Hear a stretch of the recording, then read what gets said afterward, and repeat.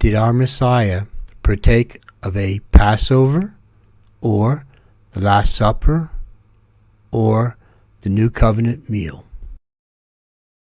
We will now consider difference number 2, the bread and wine. Difference number 2, the details of the meal with regard to the New Covenant. There are several details about what type of emblems the Messiah used when making the New Covenant. After having eaten a regular supper or meal, Judas was dismissed, and the Messiah instituted the New Covenant. He used 2 items to represent the New Covenant. One represented his body. The other represented his blood.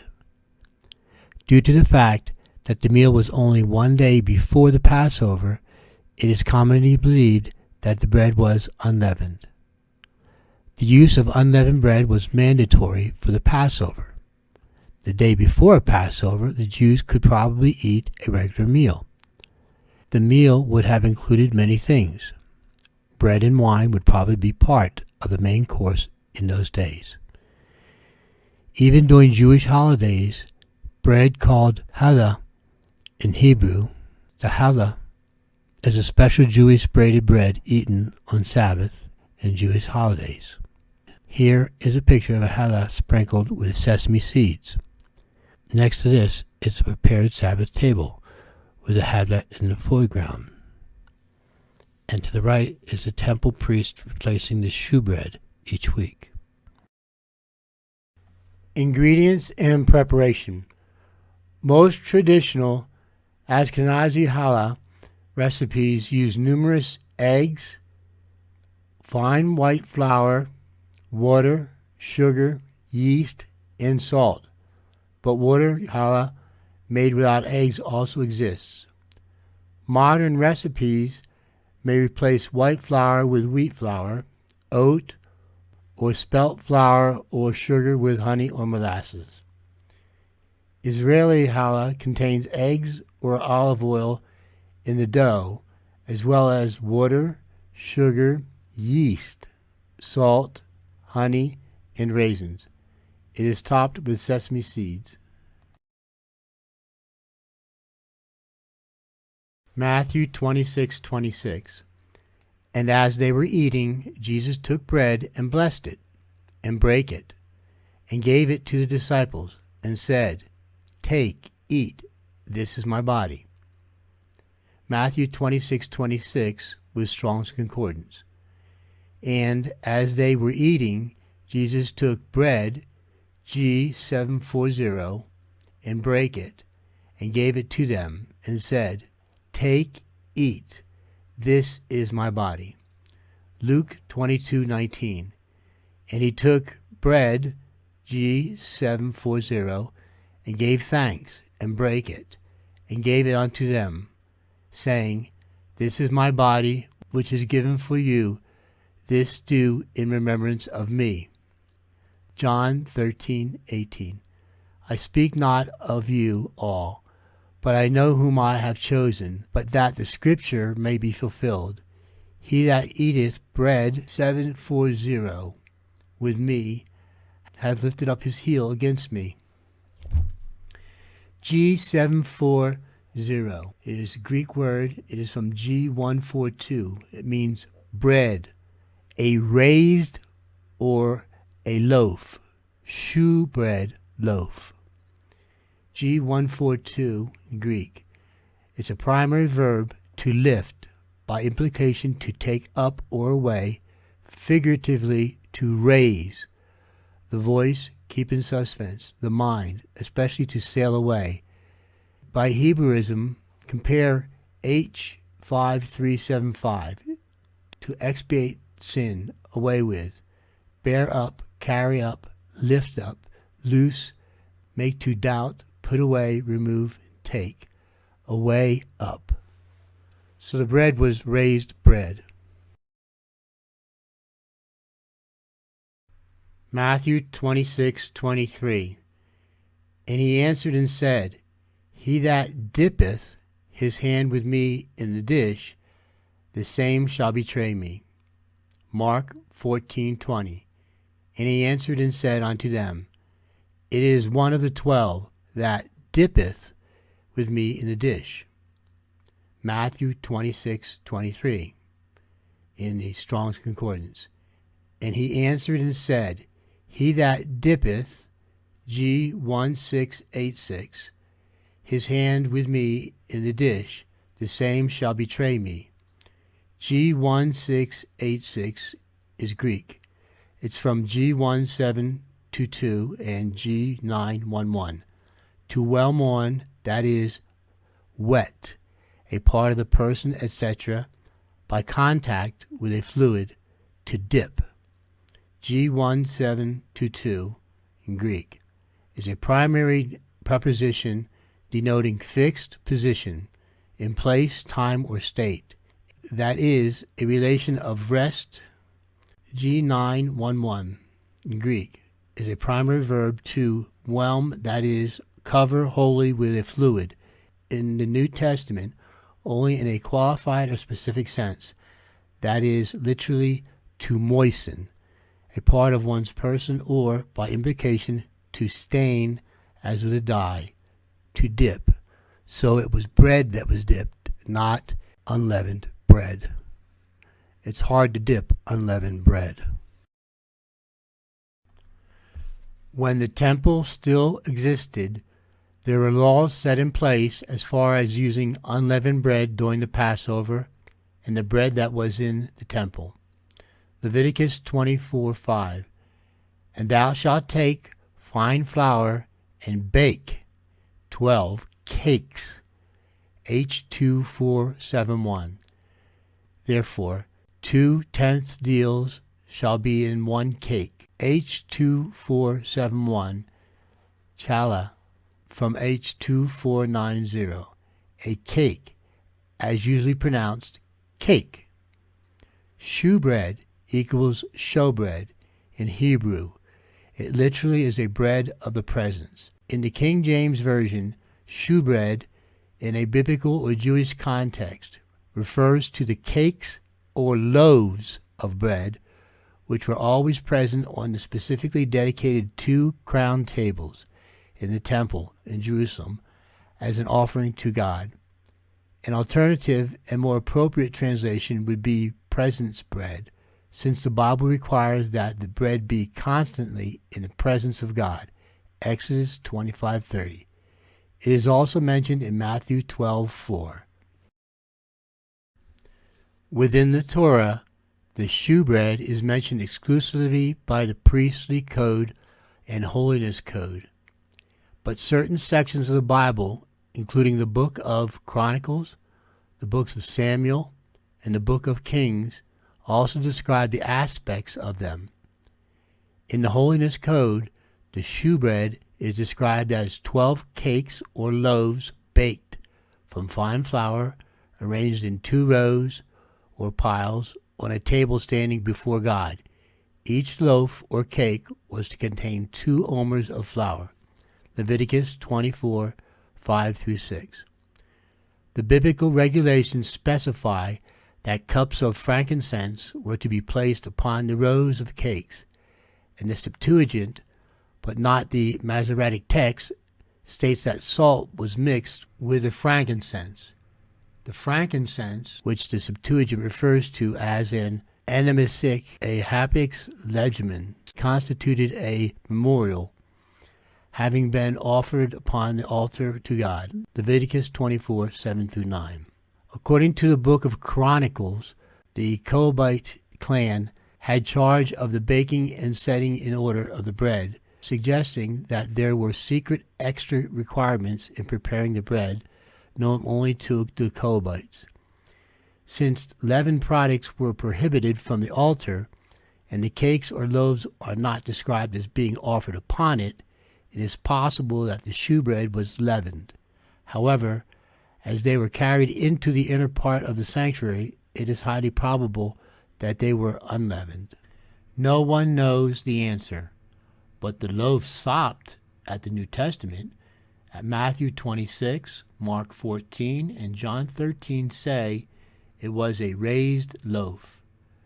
From G740, a raised loaf, to lift, to raise, shewbread or loaf. Rituals and religious significance. According to Jewish tradition, the 3 Sabbath meals, Friday night, Saturday lunch, and Saturday late afternoon, and 2 holiday meals, one at night and lunch the following day. Each began with 2 complete loaves of bread. This double loaf, in Hebrew, commemorates the manna that fell from the heaven when the Israelites wandered in the desert for 40 years after the Exodus from Egypt, according to Jewish religious belief. The manna did not fall on Sabbath or holidays. Instead, a double portion would fall the day before the holiday or Sabbath. Each single loaf is sometimes woven with 6 strands. Together, both loaves have 12, which may represent each tribe of Israel. Other numbers or strands commonly used are 3, 5, and 7. Occasionally, 12 are used, referred to as 12 tribes, Talib. Traditional Sabbath meal. It is customary to begin the Friday night meal and the 2 meals eaten during the Sabbath with a blessing over the 2 Talib. After Kiddush, over a cup of wine, the head of the household recites the blessing over bread. You can see it here in Hebrew. Translated, it means, "Blessed are you, Lord, King of the universe, who brings forth bread from the earth."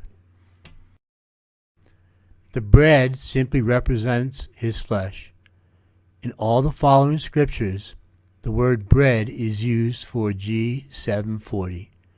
A simple look at their meaning, and you will see words that imply or say directly that what is being spoken of is raised, to take up, to lift. These seem to imply a loaf of raised bread that one would have at an evening meal.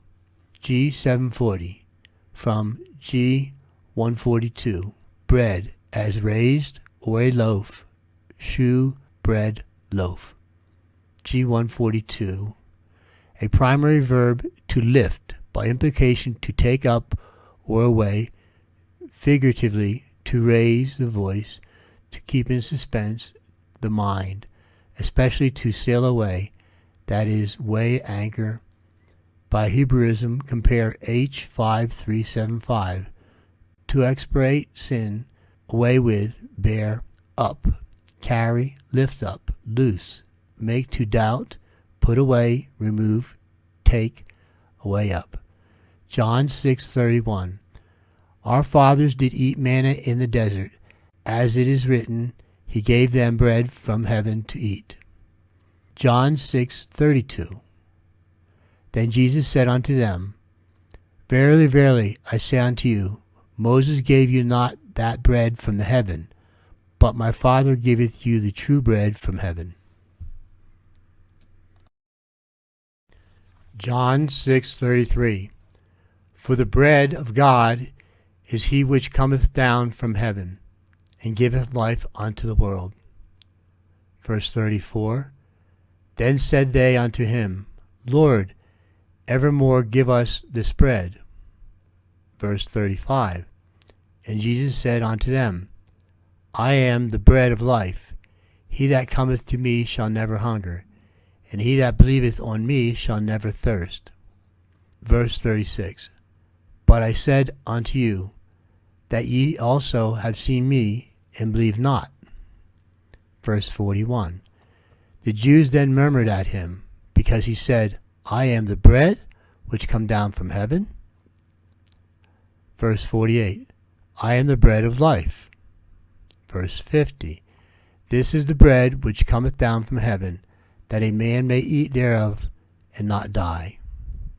And verse 51. I am the living bread which come down from heaven. If any man eat of this bread, he shall live forever. And the bread that I will give is my flesh, which I will give for the life of the world. John 6:52. The Jews therefore strove among themselves, saying, How can this man give us his flesh to eat? Verse 53.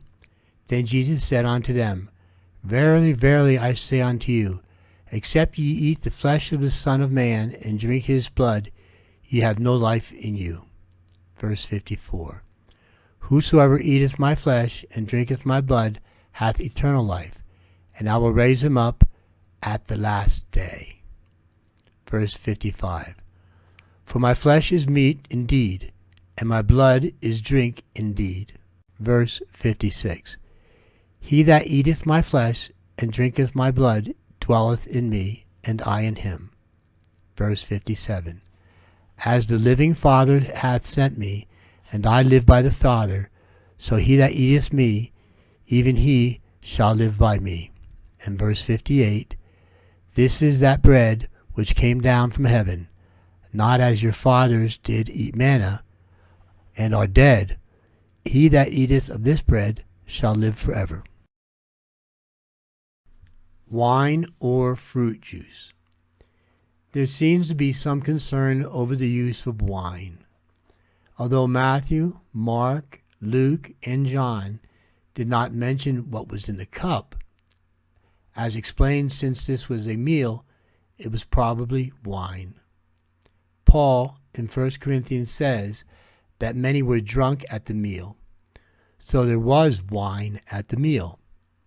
And in most religions that observe a Passover or the Lord's meal, they use wine.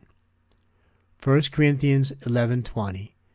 When ye come together, therefore in one place, this is not to eat the Lord's supper. And verse 21. For in eating everyone taketh before other his own supper, and one is hungry, and another is drunk. The phrase, this is not to eat, is saying that they did not understand fully the reason for their coming together. By this time, there were many separations in the congregations. The Corinthian congregation was a Gentile congregation made up of many Gentiles or non-Jews. Even today, in many lands, when people come together for a meal, they can get carried away with regards to eating and drinking. The thought may be better understood when using other translations. The American Standard Version, 1 Corinthians 11:20. When therefore ye assemble yourselves together, it is impossible to eat the Lord's Supper. The NET Bible, 1 Corinthians 11:20. Now, when you come together at the same place, you are not really eating the Lord's Supper. We will now explain difference number 3, who the New Covenant applies to. See Passover or New Covenant 2017, Part 6. And difference number 4, what our Messiah commanded us to do. See Passover or New Covenant 2017, Part 6. Thank you from a humble penman.